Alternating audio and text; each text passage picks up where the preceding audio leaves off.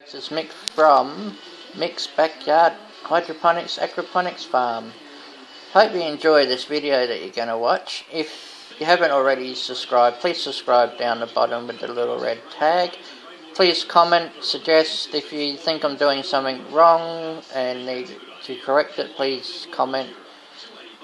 And I hope you enjoy the video. Catch you later. Hey folks, welcome back. Just doing an update. I picked some more hydroponic tomatoes. They're cherry tomatoes, and that was 4 kilos of tomatoes to add on to the other tomatoes I've picked, which was 8, brings it up to 11 kilos, which is around 24.2 pounds of tomatoes from 4 bushes in the hydroponics. So that's pretty good for my first go. Yeah, what more can I say?